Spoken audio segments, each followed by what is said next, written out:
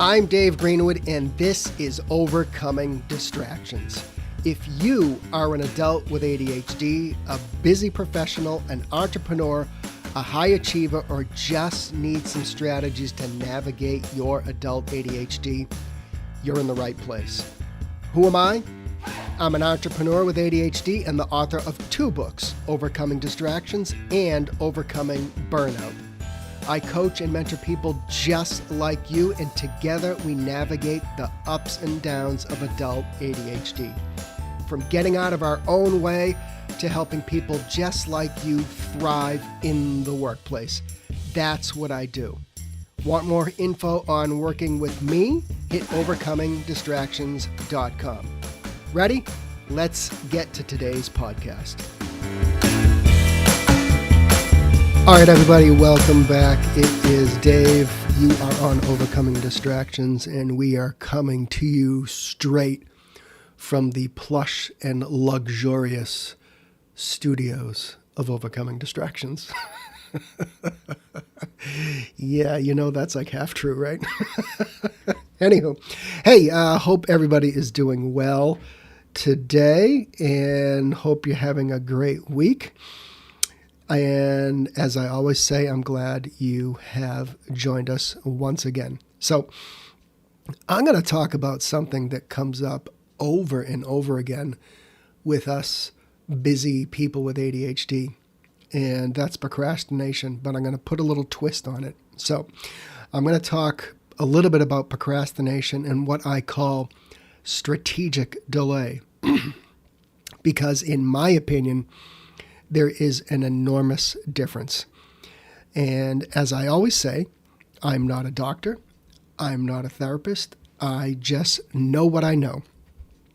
But first, a tiny rant here. I recently saw a social media post from a quote-unquote influencer. Be careful with these people. And this person suggested that people schedule procrastination.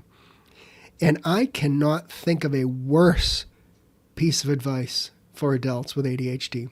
Actually, I probably could, but this could be one of the top 3 worst pieces of advice I think I have ever seen. This tells me flat out that the person who posted this has a fundamental ignorance about what procrastination is. Furthermore, they do not understand how crippling, and yes, crippling, procrastination can be for some people. And in many cases, it affects our job performance. Some of us get fired. Let's just lay it out there. We get put on some type of performance improvement plan. And that's just dangerous advice. And procrastination adds an enormous level of stress to our lives, makes us work nights and weekends and odd hours. It can affect others around us because we put things off too long, and that's when people start banging on the door wondering where something was. So if you saw a post like this, I'm sure you got the same idea as I did. It's awful advice. And at least I hope you did, because it's just stupid advice, okay? There you go. I said it, okay? As they say, at me. So, I interviewed the author of a book called Solving the Procrastination Puzzle when I first wrote Overcoming Distractions. And early on, I had him on the podcast back a few years ago. He has researched procrastination for a long time. He is the professor of procrastination. And I like to say that I thought I was the professor of procrastination for many years. But he is a true professor of procrastination. So here is his definition in his words of what procrastination is. He says procrastination is a voluntary delay of an intended action despite being aware that you are going to be worse off because of this delay. He goes on further to say that all procrastination is delay, but not all delay is procrastination. And I want you to remember that, because we're gonna touch on that in just a moment. At the heart of procrastination, Dr. Timothy Pischel explains that it is a self-regulation failure. He said, this is whether we have ADHD or not, all right? So once again, let's not think that us ADHDers own procrastination, okay? People without ADHD also have a lot of ownership on procrastination. So let's just make sure we understand that. He says we have a desire to act in a certain way because we know not to is going to cost us, but we become our own worst enemy anyway. Now, failure may be a harsh word, but it is certainly a breakdown of our emotions at the brain level, so to speak. Okay. One more thing that he says that I think is very important. He says it's clear to everyone that procrastination is a thief of time. Maybe not to the guy that wrote that social media post.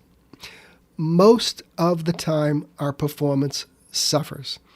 Procrastination is never helpful, and many times it is harmful to our productivity and can even become a health issue. So, to the people who tell you that there is good procrastination, I have now presented a little bit of evidence otherwise. All right? So, those of us with adult ADHD, especially us busy professionals, our business owners, our entrepreneurs, executives, we need to minimize procrastination. Minimize, I say, because, we understand we're going to goof off on some stuff, okay? But to the extent you can minimize procrastination, we need to try and put some kind of systems in place. So let's walk through some of the basic steps that I feel you can take to minimize procrastination. Again, understanding I'm not a psychologist or psychiatrist or whatever. I know what I know. So, first thing, identifying those thoughts. So what thoughts or kind of beliefs come to mind when you think about the task at hand, so to speak? Are there any negative thoughts or that negative self-talk that may be contributing to that procrastination? Okay, I need to empty the dishwasher. I don't feel like it. It's a pain in the ass. Okay, what are you thinking about? It's going to take too long, whatever the thing may be. But I think an important step is identifying what are you thinking about when it comes to the actual task that needs to get done. Next, a lot of people have some success with challenging those negative thoughts. How realistic are these thoughts? Are they based on facts or assumptions? Can you think of a more balanced or maybe positive perspective on the task? Let's take the dishwasher. Okay, if I actually empty the dishwasher and get the dirty dishes in the sink in the dishwasher, then my kitchen will be much cleaner and it will be less of a distraction.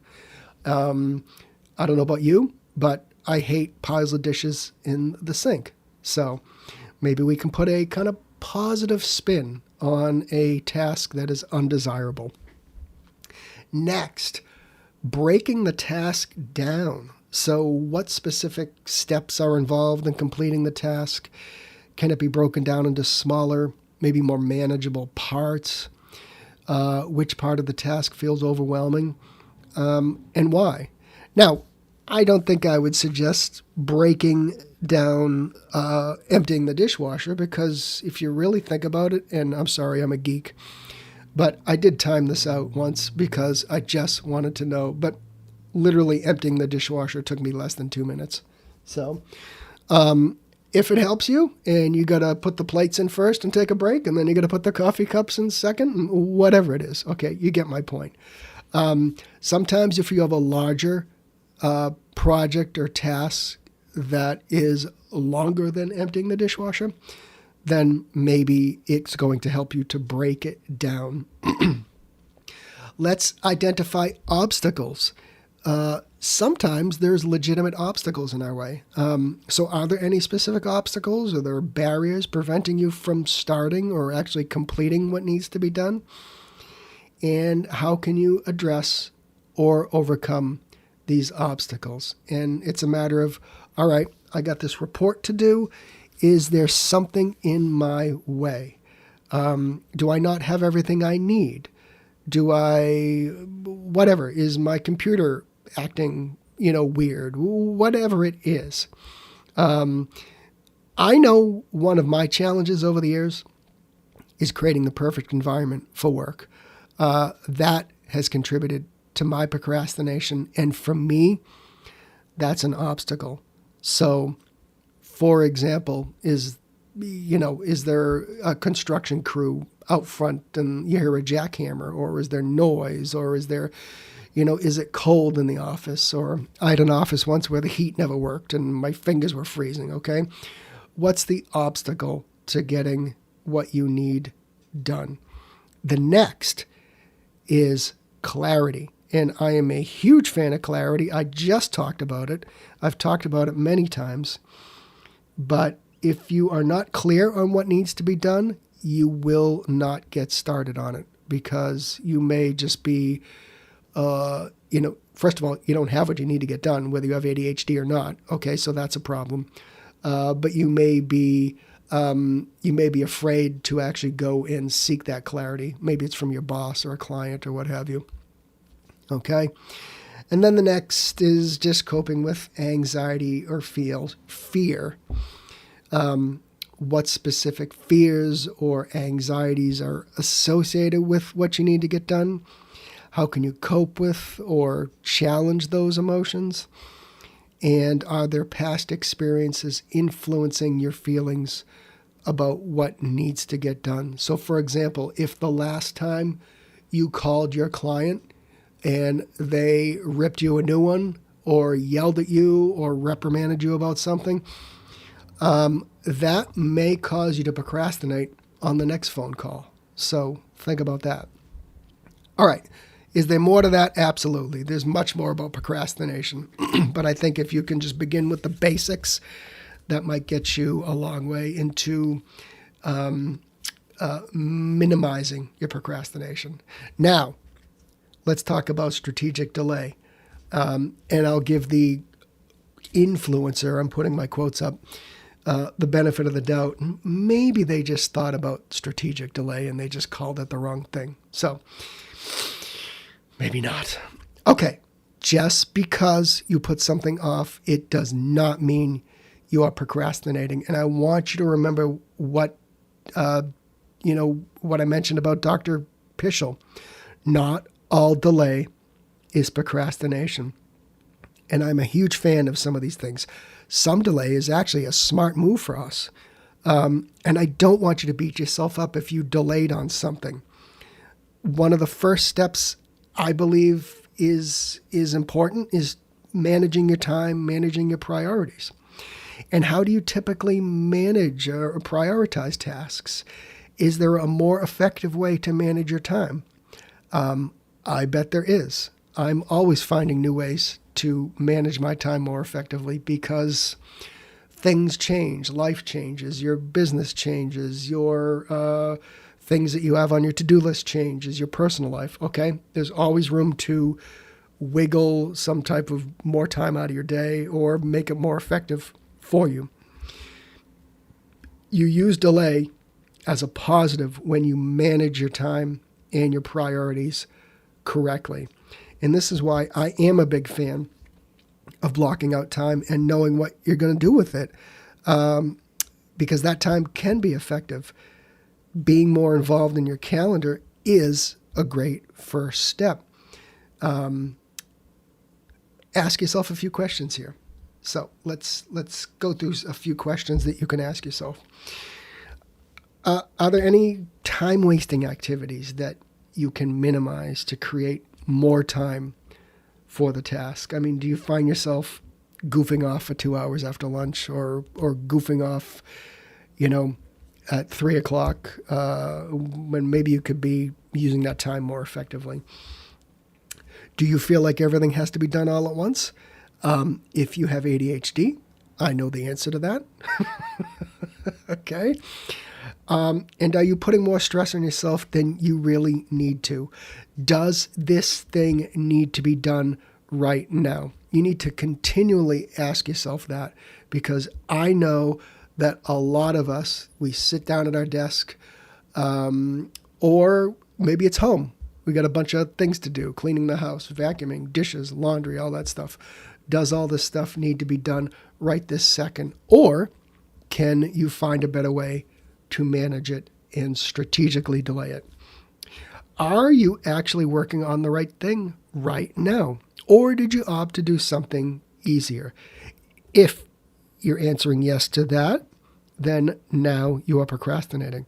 Because if you have something important to do and you opted for something much easier and your back is up against the wall on a deadline, now you're procrastinating. So let's develop a little kind of action plan as we wrap up here. So what specific actions can you take to start or make progress on a task to schedule it? Sometimes it's not actually doing it. It's just scheduling it. That's strategic delay. And can you create some type of realistic and time-bound, I guess I'd call it, plan for completing whatever needs to be done? When you have a mountain of work to do, strategic delay can actually be your friend. If you have a report to do to your boss in 48 hours and you're still sitting on your ass, that's procrastination. And if you are overwhelmed with a ton of work and a crazy schedule, think about how you can put things off strategically to lower your stress. Just be careful you're not working on things last minute, because that is one of the things, a hallmark of us busy professionals with ADHD, and that is what stresses us out because we procrastinated. And the key to strategic delay is not scheduling an important task 20 minutes before it needs to be done. So a lot of times when I work with people, we literally go through all the stuff they have on their to-do list or project list, responsibilities, and we try and methodically maybe push some things off. I don't need to do this thing right now. I can schedule it next week because it's not due for 45 days or whatever the case may be. It is not urgent. So remember the difference between procrastination and strategic delay. If somebody tells you there is good procrastination, they do not know what they're talking about. All right, that's it. I hope that helped. If you want to check in with me, you need some one-on-one time, you need to figure things out, go through some specific situations, it's overcomingdistractions.com. Click on that little button that says book a 15-minute call with me, and let's see if we're a good fit. All right, gang. See you next time.